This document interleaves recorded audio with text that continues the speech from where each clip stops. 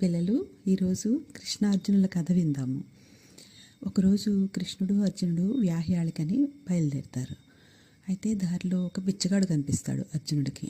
అయితే అర్జునుడు అంటాడు, స్వామి ఏమిటి నీ లీల, ఇలా డబ్బు లేని వాళ్ళని అంత అంత డబ్బు ఉన్న వాళ్ళగా అలా రకరకాలుగా ఎందుకు పుట్టిస్తున్నావు అని. అయితే కృష్ణుడు వినిపించుకోనట్టు ముందుకు వెళ్ళిపోతాడు. అయితే అప్పుడు అర్జునుడు ఏం చేస్తాడు, ఆ బిచ్చగాడిని పిలిచి బంగారు కాసులు ఇస్తాడు. ఇచ్చి దీంతో ఏమన్నా చేసుకో అని చెప్పి. అయితే ఆ బిచ్చగాడు ఆ బంగారు కాసులు తీసుకుని, నేను దీంతో పెద్ద ఇల్లు కట్టుకుంటాను, అవి కొనుక్కుంటాను, ఇవి కొనుక్కుంటాను, చాలా సుఖంగా ఉంటాను అనుకుంటూ వెళ్తూ ఉంటాడు. వెళ్తూ ఉంటే మధ్యలో దొంగ అతన్ని బాగా తన్ని ఆ బంగారు కాసులన్నీ ఎత్తుకుపోతాడు.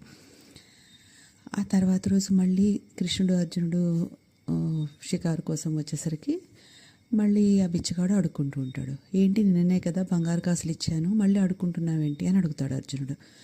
అయితే ఇట్లా దొంగ నన్ను తన్నేసి మొత్తం బంగారు కాసులన్నీ ఎత్తుకుని పోయాడని చెప్తాడు. సరే అని చెప్పి ఈరోజు ఈ డైమండ్ తీసుకో, ఇది చాలా విలువైనది, ఇది అమ్మితే నీకు చాలా డబ్బులు వస్తాయి అని చెప్తాడు.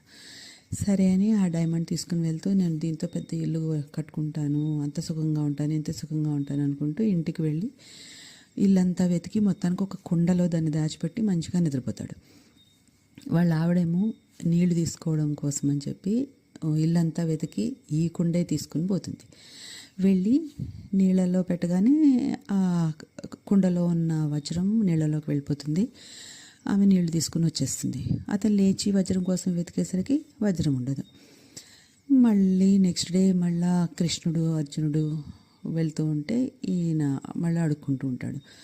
అయితే అర్జునుడు అంటాడు, ఏంటి స్వామి, నేను 2 సార్లు సాయం చేసినా కూడా ఇతను మళ్ళీ ఇట్లానే ఉన్నాడు అనేసి అంటే, అప్పుడు కృష్ణుడు ఉండు నువ్వు అని చెప్పి 2 బంగారు కాసులు ఇస్తాడు. ఆ 2 బంగారు కాసులు తీసుకుని, అయ్యో దీన్ని ఏం చేయాలి, ఇది ఒక పూట భోజనానికి కూడా రాదు అని అట్లా వెళ్తూ ఉంటే అక్కడ ఒక చేపలు పట్టేవాడు చేపలు